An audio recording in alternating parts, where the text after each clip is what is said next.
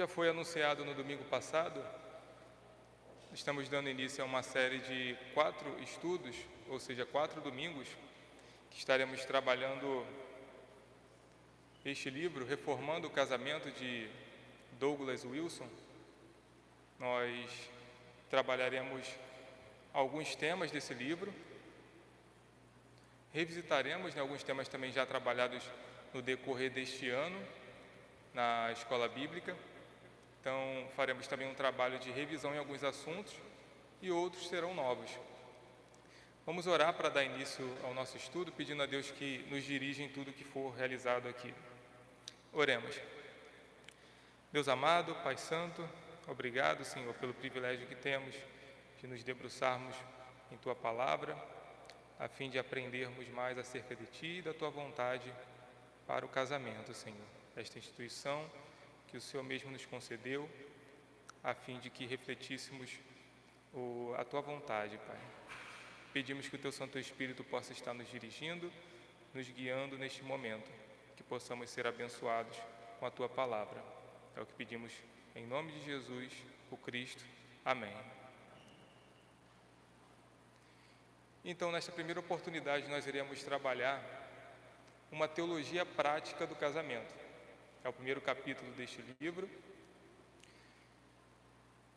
E nela nós veremos o fundamento do casamento, a visão do casamento como um pacto e 3 razões que as Sagradas Escrituras nos trazem para o casamento. Primeiramente, acerca do fundamento. O fundamento não é nenhum outro a não ser o próprio fundamento também de um verdadeiro cristão, que é o reconhecimento de uma premissa absoluta, que o Deus Trino, revelado nas Sagradas Escrituras, é o nosso Senhor. E essa verdade ela é central para a coerência de todas as coisas, incluindo o próprio casamento. Sem partir dessa premissa, não é possível um ser humano ser de fato cristão, nem muito menos ter os requisitos necessários para um casamento. Deus tem proeminência sobre todas as coisas. Deus, como Criador dos céus e da terra, de tudo que há, inclusive o ser humano, como ser moral, tem essa responsabilidade moral de reconhecer essa proeminência de Deus em todas as coisas, inclusive no casamento. Um casal que segue essa orientação, que vive sob essa verdade, em um laço de aliança, desfruta de fato de um casamento cristão. Afinal de contas, o que é um cristão, senão alguém que entende ser dever de toda criatura glorificar a Deus em todas as coisas? Nós vemos, logo na primeira pergunta do Catecismo Maior de Westminster, qual é o fim ou o propósito principal do homem. E a resposta é que o fim e o propósito principal do homem é glorificar a Deus e alegrar-se nele. Nós vemos isso, a base disso nas Sagradas Escrituras. Em Romanos 11, 36, nos é dito que porque dele, por meio dele e para ele são todas as coisas. A ele, pois, a glória eternamente. Amém. Em 1 Coríntios 10, versículo 31, nos é dito que, portanto, quer comais, quer bebais, quer façais qualquer outra coisa, fazei tudo para a glória de Deus. Então, tudo que viemos a fazer, nós temos que ter essa premissa, que tudo que fazemos é para a glória de Deus. Inclusive, o nosso casamento deve refletir isso. Tendo esse referencial, é evidente que um cristão maduro também será um marido maduro. Igualmente, uma mulher cristã madura será uma esposa madura. Douglas Wilson vai comentar que a maturidade no Senhor é um pré-requisito para a maturidade no casamento.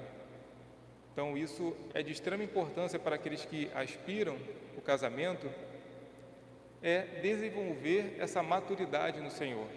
E essa maturidade vem a partir desta compreensão, que tudo que fazemos é para a glória de Deus. Devemos sondar as nossas intenções, os nossos desejos e ver se isso está consoante à ordem de Deus. de que Ele seja glorificado em tudo.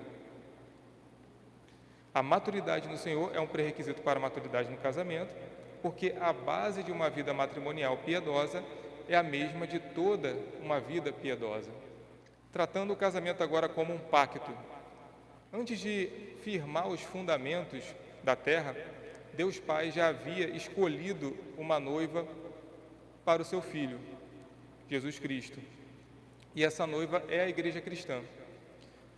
Nós vemos isso relatado em diversas passagens nas Sagradas Escrituras, particularmente em Apocalipse. No capítulo 21, dos versos de 9 a 10, nos é dito, através do apóstolo João: Então veio um dos 7 anjos, que tem as 7 taças cheias dos últimos 7 flagelos, e falou comigo, dizendo: Vem, mostrar-te-ei a noiva, a esposa do Cordeiro. E me transportou em espírito até uma grande e elevada montanha, e me mostrou a santa cidade, Jerusalém, que descia do céu da parte de Deus. Então, aqui nos é mostrado que, desde a eternidade pretérita, Deus estabeleceu uma noiva para o seu Filho. E essa noiva foi resgatada pelo próprio Cristo, nosso Salvador. E Paulo também nos ensina que devemos enxergar o nosso casamento propositalmente como uma imagem, mesmo que imperfeita, desse casamento central entre Cristo e a sua igreja. Paulo vai trabalhar, a partir do capítulo 5, versículo 22, uma série de recomendações, tanto aos maridos quanto às esposas, e lá ele vai fazer essa relação, pegando o exemplo perfeito de Cristo e a sua noiva e aplicando em diversas recomendações que são feitas aos maridos e às esposas. Através dessa analogia, podemos ver como a base do casamento ela é pactual. O relacionamento que Deus estabelece conosco, com a igreja, é por meio de Cristo. E o nosso casamento natural também é uma imagem dessa verdade, é uma figura dessa verdade. O autor comenta: Nosso Deus triuno faz e guarda alianças, e Ele escolheu o casamento como um dos melhores instrumentos pelo qual homens caídos podem glorificá-lo. Então, o casamento também é uma oportunidade de glorificarmos a Deus com os nossos atos. Todo casamento diz algo acerca do casamento principal e central das Sagradas Escrituras, que é o casamento entre Cristo e a Igreja. Pode ser algo bom ou algo ruim, que o nosso casamento está dizendo, mas sempre ele dirá algo. O casamento, assim como outras instituições que a Bíblia estabelece, que tem base bíblica, são alvos de ataques. No presente século, temos visto como o movimento feminista tem trabalhado contra as bases do casamento. Porém, o autor aqui do livro, ele nos traz uma reflexão, nos mostrando que, às vezes, aquilo que serve como um ataque, que é utilizado como um ataque, pode ser usado por nós, pode ser de grande utilidade por nós. Ele cita vários exemplos no decorrer da história da igreja de heresias que surgiram com o intuito de confrontar a palavra de Deus, porém foram utilizadas para definir o que a Bíblia nos traz. Ele cita, por exemplo, o herege Marcião, que levou a igreja a definir o cânon das Sagradas Escrituras, o herege Arius, que forçou a igreja a testificar claramente acerca da plena divindade de Jesus Cristo. E em nossos dias, este movimento feminista tem nos dado a oportunidade, por meio de sua afronta, de definirmos e esclarecermos mais acerca dessa realidade do casamento, da realidade pactual do casamento. Por exemplo, é um exemplo que o autor traz no seu livro, a prática da mulher tomar o sobrenome do marido. Por que fazemos isso? Porque, por exemplo, Maria Teresa passa a se chamar Maria Teresa de Brito. Há alguma base bíblica, há algum princípio bíblico por detrás dessa prática? É algo bastante contestado na atualidade. Ao analisarmos a Bíblia, sobretudo o texto de Gênesis, que traz o primeiro casamento, observamos que a Bíblia ensina que Deus, ele chama marido e mulher, Adão e Eva, pelo nome do marido. A partir da união do casamento, quando os dois se tornam um, Deus não enxerga mais Adão e Eva separadamente, mas os vê como uma só carne, representativamente através do marido. Isso está relatado em Gênesis capítulo 5, versos 1 e 2, E anteriormente também, no capítulo 2, também traz base para isso. O capítulo 5, dos versos de 1 a 2, nos é dito: Este é o livro da genealogia de Adão. No dia em que Deus criou o homem, a semelhança de Deus o fez. Homem e mulher os criou e os abençoou. Ele os chamou pelo nome de Adão, no dia em que foram criados. Douglas Wilson, comentando, diz que, em outras palavras, Deus criou Adão e sua esposa como homem e mulher. Os abençoou e os chamou Adão. Ela era desde o começo participante do pacto no nome de seu marido. Deus não chamou somente ela de Adão, mas a chamou Adão juntamente com seu esposo. Se a gente retornar um pouquinho mais, nós veremos ali a partir do capítulo 2, versículo 20, que são dadas algumas incumbências, algumas ordens a Adão, mais precisamente a partir ali do versículo 18, e posteriormente no versículo 20, Deus traz os animais até Adão, para que ele dê nomes a esses animais. E é relatado ali a partir do versículo 20 do capítulo 2, que deu nome o homem a todos os animais domésticos, às aves dos céus e a todos os animais selváticos. Para o homem, todavia, não se achava uma auxiliadora que lhe fosse idônea. Então o Senhor Deus fez cair pesado sono sobre o homem, e este adormeceu. Tomou uma das suas costelas e fechou o lugar com carne. Então, este ato de Adão, de dar nomes aos animais, não deve ser encarado como uma atividade simplória, simples, Ele não estava dando nomes aleatórios. Essa atividade lhe comunicava autoridade, porque há um sentido de autoridade em relação àquele que está dando nome sobre aquele que está sendo nomeado. E também, no mundo antigo, os nomes eram extremamente significativos. Eles estavam ligados ou representavam a natureza daquele que era nomeado. E é exatamente a partir dessa atividade, deste ato, que fica mais claro a necessidade do homem de uma companheira, de uma auxiliadora, como o texto mesmo destaca, que não se achava uma auxiliadora que lhe fosse idônea. Ao nomear, ao destacar ou evidenciar a natureza dos animais, Adão viu que daqueles animais nenhum poderia lhe prestar auxílio idôneo. E a gente vai ver posteriormente o que significa esse auxílio idôneo. Deus então intervém, a partir do versículo 21, e cria a mulher a partir da costela de Adão. Versículo 21 segue dizendo, Então o Senhor Deus fez cair pesado sono sobre o homem, e este adormeceu. Tomou uma de suas costelas e fechou o lugar com carne. E a costela que o Senhor Deus tomara ao homem, transformou-a numa mulher e lhe a trouxe.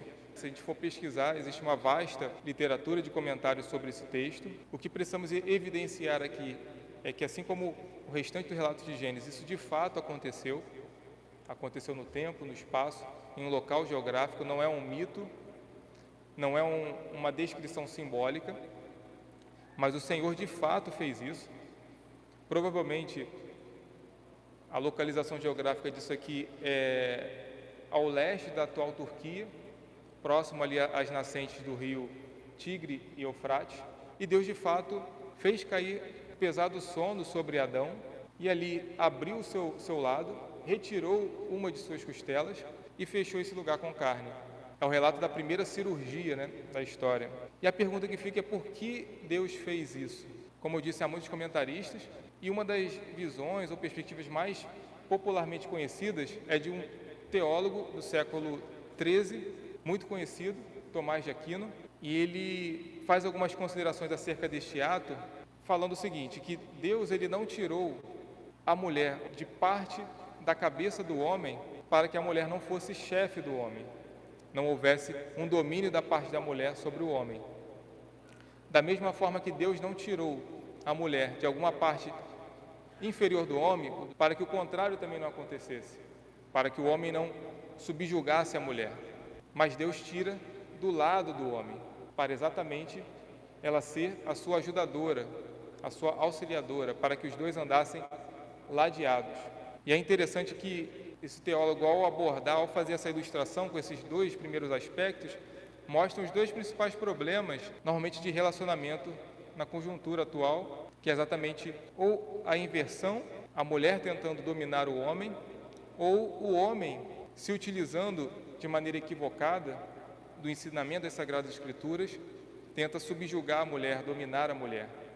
De fato, as Sagradas Escrituras mostram a questão da liderança e da autoridade do homem sobre sua esposa, mas à luz do que Paulo vai nos mostrar em Efésios capítulo 5, essa liderança, essa autoridade tem que ser realizada, empregada em amor. Dando continuidade, Deus traz Eva até Adão para que ele possa nomeá-la. A partir do versículo 22 nós vemos isso. E a costela que o Senhor Deus tomara ao homem, transformou-a numa mulher e lhe a trouxe. Então o próprio Deus traz Eva até Adão. Até então ele não tinha nomeado ela.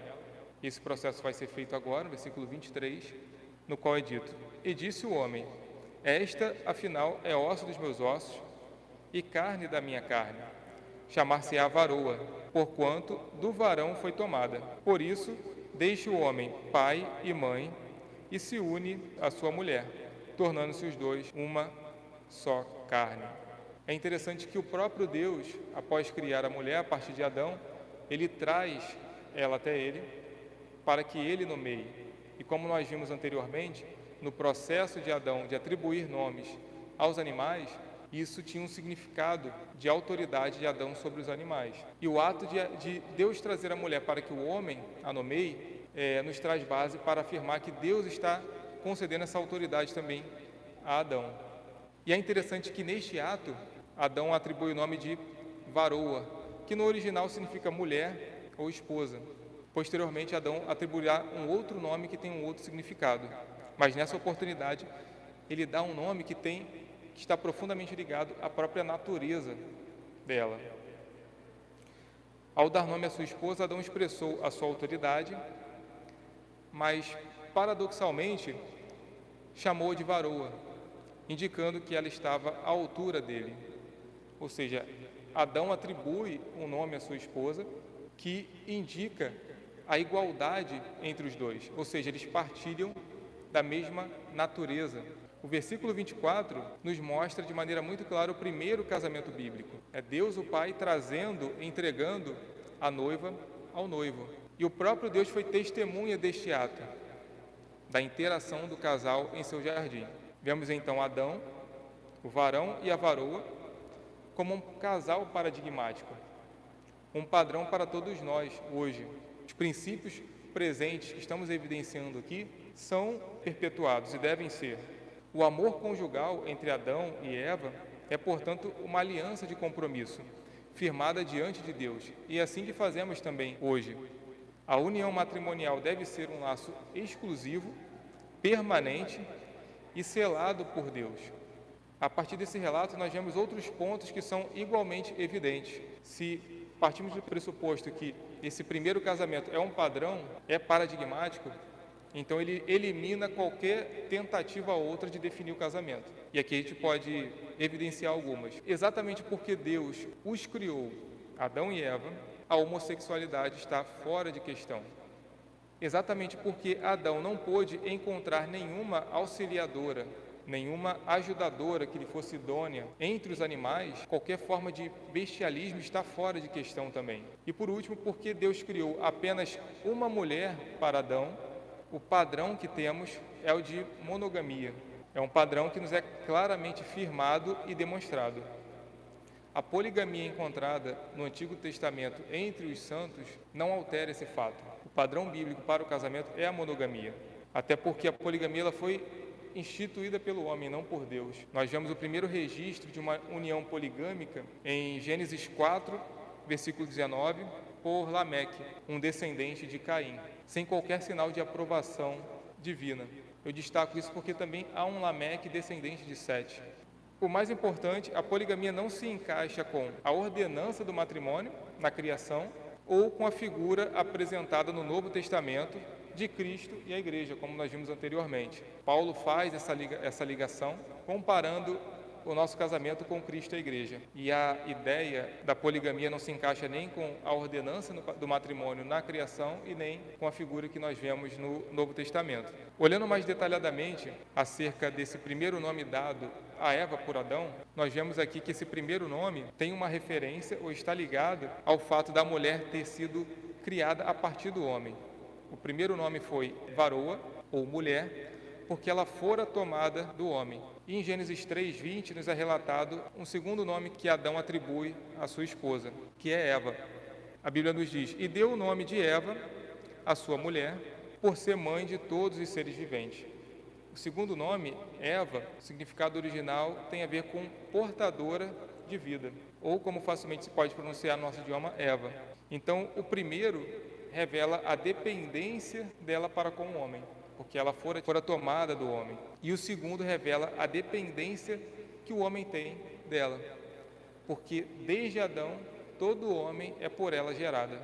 Então, o significado, ou essa autoridade que o homem tem sobre a mulher, em nada tem a ver com o homem ser mais importante que a mulher. Os dois foram criados à imagem de Deus, portanto, gozam da mesma dignidade perante o Senhor. O que nós vemos aqui são diferentes funções que vão ser mais evidenciadas no decorrer dos próximos estudos. Mas desde já, a partir desses dois termos originais que o próprio Adão atribui à sua esposa, nós vemos aqui esse aspecto. Séculos depois, o apóstolo Paulo nos ensina que devemos recordar essas duas verdades do nosso casamento. Ele retoma esse aspecto presente em Gênesis, no seu relato na carta aos 1 Coríntios, capítulo 11, dos versos 11 e 12. Ele mostra que cada esposa é uma varoa e cada esposa é uma Eva. Ele diz no capítulo 11, versos 11 e 12: no Senhor, todavia, nem a mulher é independente do homem, nem o homem independente da mulher. Porque como provém a mulher do homem, assim também o homem é nascido da mulher, e tudo vem de Deus. Então ele realça esse aspecto. Note que a sequência do pensamento de Paulo segue o mesmo padrão visto em Gênesis. A mulher provém do homem, assim como também o homem é nascido da mulher, e tudo vem de Deus. Ou seja, voltamos ao fundamento. Deus é Senhor sobre todas as coisas. Que tudo que fazemos é para a glória de Deus. E Paulo mostra aqui que o casamento também tem essa finalidade, glorificar a Deus, pois tudo vem dele. Portanto, vemos que Deus é aquele que chamou os primeiros pais no coletivo de Adão, como vemos em Gênesis 5:2. Sabemos que o termo Adão também pode ser traduzido como homem ou humanidade, mas através do ensino de Paulo no Novo Testamento, trazendo essa analogia do casamento natural com o casamento de Cristo e a Igreja. E esse relato que vemos em Gênesis, temos provas suficientes para enxergarmos o aspecto pactual de aliança que está presente no casamento. São duas pessoas, homem e mulher, se unindo diante do Senhor, tendo o próprio Deus como testemunha, selando essa união, selando essa aliança. Portanto, longe de insultar as mulheres, como o movimento feminista afirma, essa realidade, esse ato, reflete um padrão bíblico de raciocínio. E este ato que eu digo é da mulher receber o sobrenome do marido. A reação feminista a isso, a de rejeição de um novo sobrenome, não é apenas a demonstração da estupidez moderna reverberada no século atual, mas fundamentalmente é um ato de rebelião, de rebeldia contra o senhorio do Senhor. Assim, quando a senhora Maria Teresa, que usamos como exemplo nisso, se torna a senhora Pedro de Brito, por exemplo, não é simplesmente porque costumamos fazer assim, mas reflete um padrão bíblico, trata-se de uma garantia pactual. Assim como o próprio Deus, ao olhar para a igreja, não enxerga mais cada pessoa individualmente, mas sim Cristo, as obras de Cristo à frente da igreja, da mesma forma, através da união matrimonial, Deus vê na pessoa do marido o representante federal daquela família. A mulher está inserida no pacto através do seu esposo. Já partindo para a conclusão, tendo esse pano de fundo, o fundamento e a visão do casamento como um pacto, podemos agora considerar os propósitos para o casamento. Já o texto já evidencia que nós vimos, que é a necessidade de uma companhia idônea, e esse termo companhia idônea aponta para alguém que seja da mesma natureza que Adão. Um segundo propósito do casamento, que é a necessidade de suscitar uma semente piedosa, ou seja, o ato de procriar, ter filhos. E o terceiro propósito, esse em decorrência do pecado, em decorrência da queda, de se evitar a imoralidade sexual. Então, no próximo domingo, na próxima escola bíblica, estaremos trabalhando de maneira mais detalhada essas 3 razões que as Sagradas Escrituras nos expõem para o casamento. Então vamos orar, meus irmãos. Senhor Deus amado, Pai querido, obrigado, Senhor, por este momento que tivemos de aprendizado com a Tua Palavra, de aprendermos mais acerca do fundamento e do aspecto pactual presente no casamento, Senhor. Obrigado pela verdade registrada nas Sagradas Escrituras, que nos comunicam e nos concedem a verdade, Senhor, acerca do casamento e como ele deve ser realizado. Pedimos que o Senhor conceda sabedoria àqueles que já estão casados e àqueles que aspiram ao casamento.